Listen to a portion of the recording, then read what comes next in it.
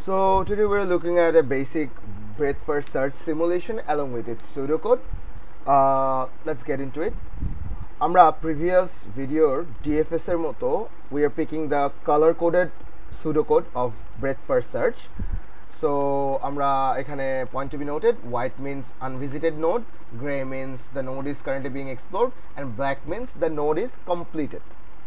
We have a parent list here as well. For each of the node আমি একটা parent list রাখতেছি, and then আমি এখানে কোয়েশ্চেনের মধ্যে আমাকে বলে দিবে যে দিস ইজ আওয়ার সোর্স, অর্থাৎ আমার এখান থেকে আমি সার্চিংটা শুরু করব এ নোড থেকে। তাহলে let's get into it. At ফার্স্টে আমি প্রত্যেকটা নোডকে হোয়াইট মার্ক করে দিচ্ছি। Why? Because every node is unvisited yet. এটা হচ্ছে আমার ফার্স্ট কাজ। অ্যান্ড আমার সেকেন্ড কাজ হচ্ছে প্রত্যেকটা নোডের একটা ডিস্টেন্স ভ্যালু আছে, সেই ডিস্টেন্স ভ্যালুটাকে আমি ইনফিনিটি করে দিচ্ছি। ডিএফএসে যেমন আমরা স্টার্টিং টাইম এন্ডিং টাইম নিয়ে কাজ করতাম, ব্রেথ ফার্স্ট সার্চের বেলায় আমাদের শুধু একটা ডিস্টেন্স ভ্যালু হলেই ইনাফ। অ্যান্ড দেন আমি কী করছি, প্রত্যেকটা নোডের আমি প্যারেন্ট হিসেবে নাল দিচ্ছি। নাল বলতে নীল আর কি, এখানে আমি আলাদাভাবে নীল বারবার লিখলাম না, সো আমি এটা এমটি রাখলাম। এমটি দ্বারাই আমার এখানে নীল বোঝাচ্ছে। ওকে, অ্যান্ড দেন আমি সোর্স, এস দ্বারা বুঝেছি সোর্স, সো সোর্স নোডের কালারকে আমি গ্রে করে দিলাম।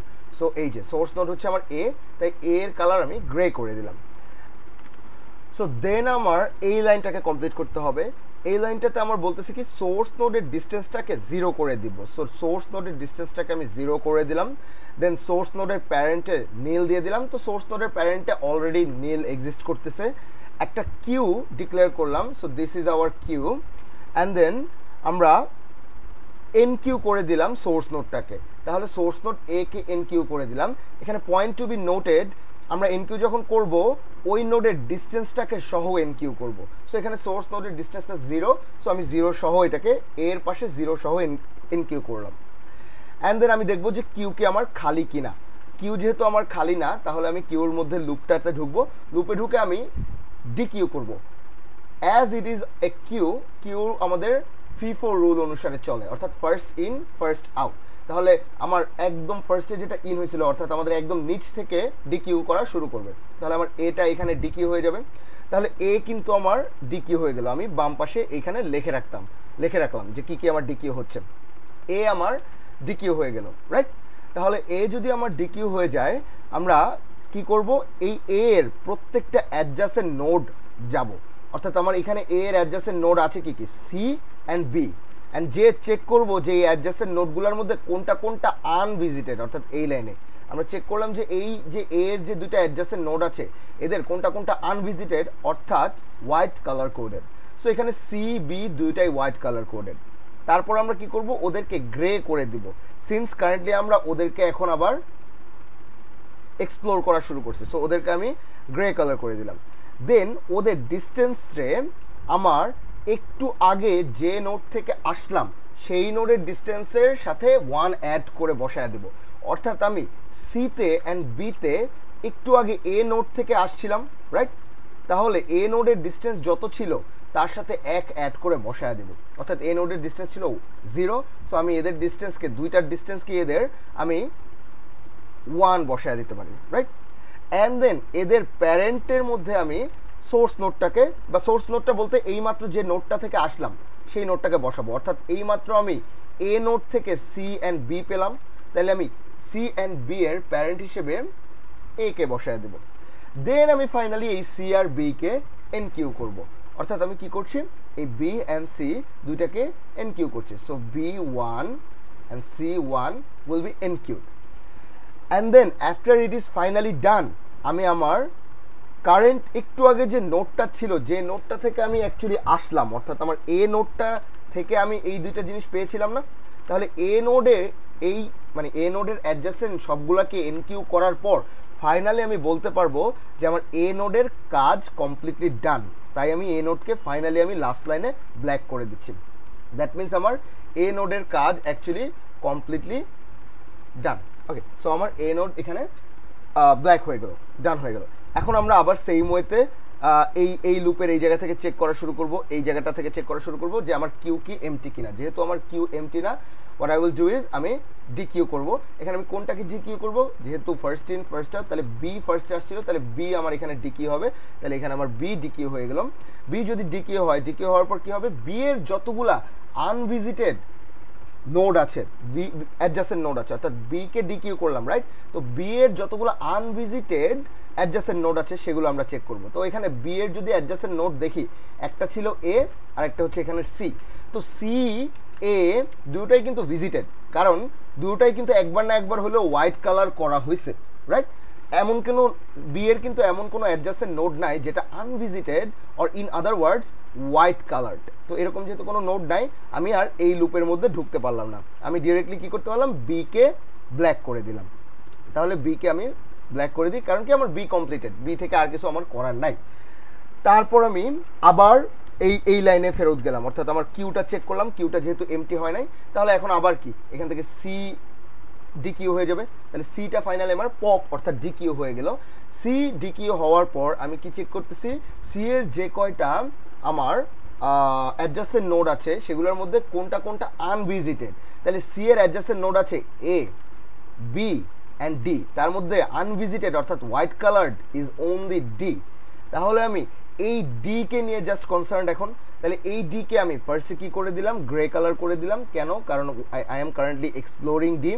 দেন আমি কি করলাম, এই ডি এর যে ডিস্টেন্স, এই ডিস্টেন্সটাকে বাড়ায়া আমি একটু আগে যে জায়গা থেকে এই ডিতে আসলাম সেইটার সাথে এক অ্যাড করে দেবো। অর্থাৎ আমার একটু আগে সি থেকে আমি ডিতে আসছিলাম, তো সি এর ডিস্টেন্স ছিল 1, তাই আমি এখানে 1 + 1 2 করে দেবো। দেন আমি যেটা করব, এই ডি এর প্যারেন্ট হিসেবে একটু আগে যে জায়গা থেকে আসছি সেটাকে দেবো, অর্থাৎ আমি ডি এর প্যারেন্ট হিসেবে সি কে দিব। কারণ কি? কারণ সি থেকেই কিন্তু আমি ডিতে আসছিলাম, right?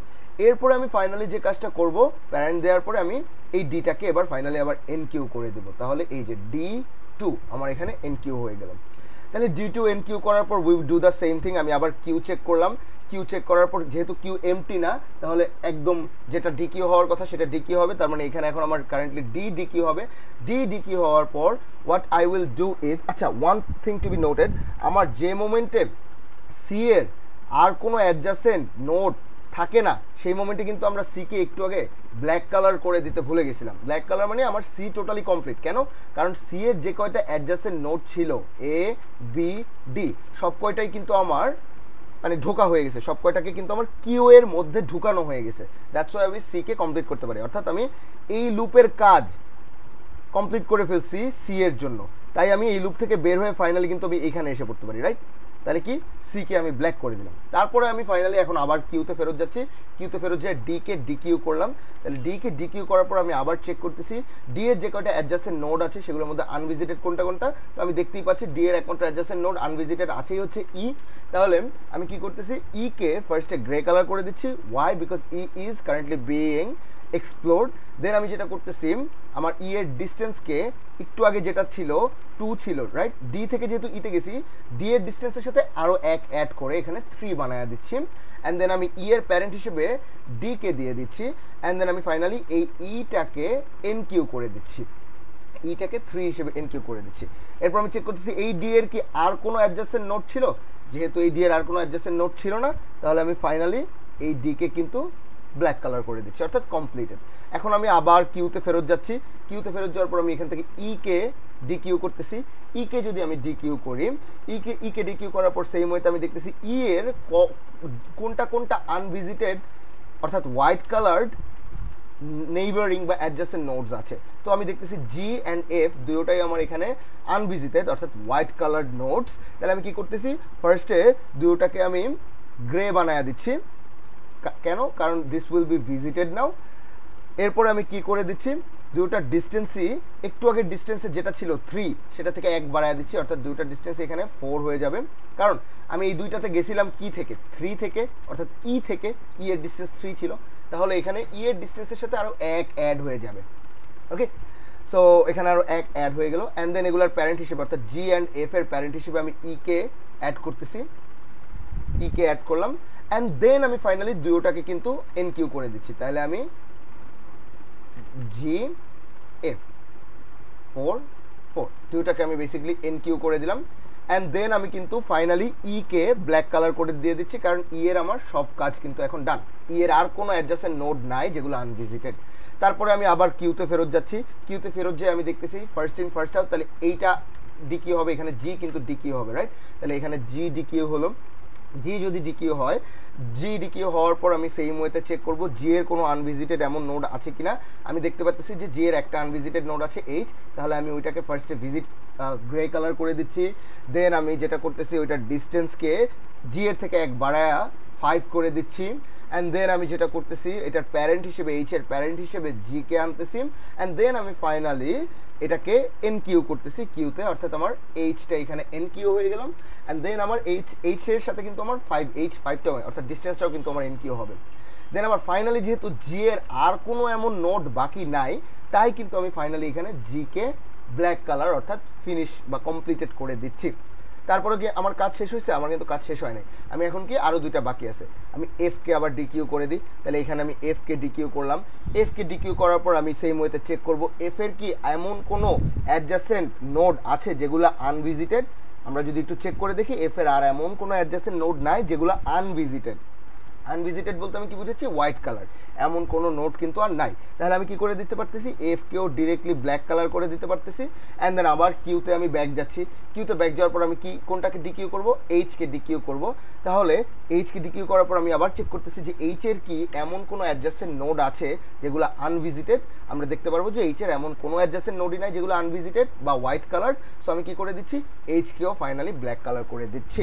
So this is our entire breadth first search simulation, যেটা আমরা কিওয়ার্ড থ্রুতে করলাম। তাহলে এইখানে how will we actually extract the tree? We can extract the tree by looking at the parent list. If we look at the parent list, আমার a ফার্স্টে থাকতেছে।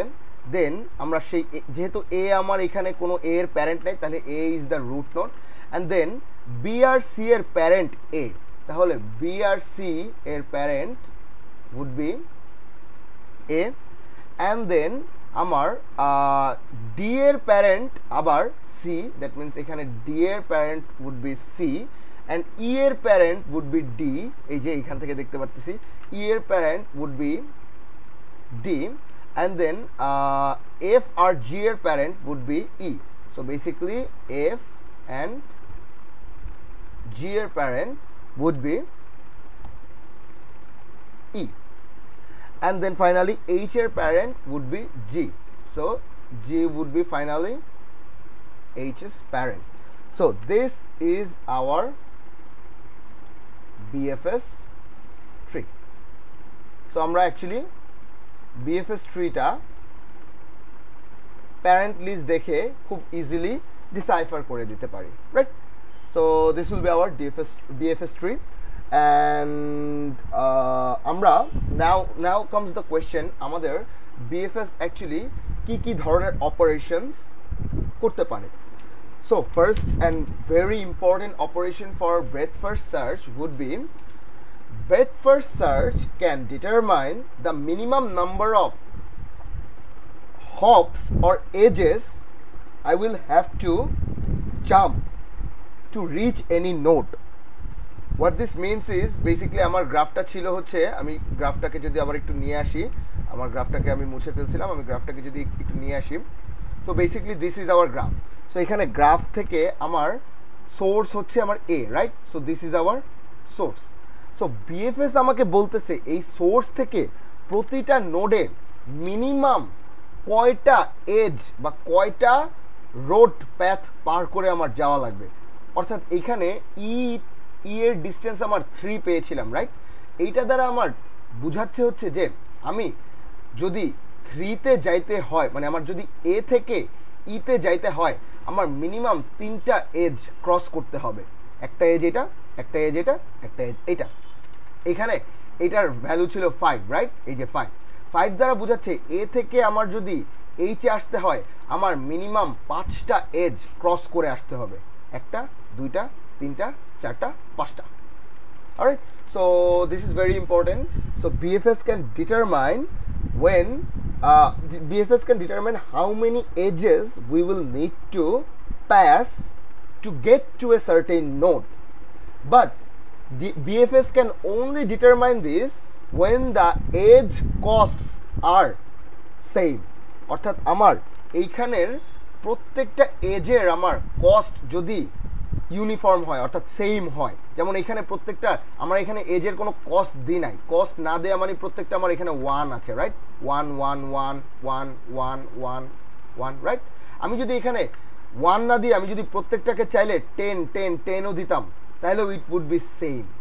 অর্থাৎ আমার যখন ইউনিফর্ম এজ কস্ট থাকে, আমার যখন এখানে ইউনিফর্ম এজ কস্ট থাকে অর্থাৎ সেম এজ কস্ট থাকে, তখন আমি what happens is BFS can give us the shortest path or the shortest distance.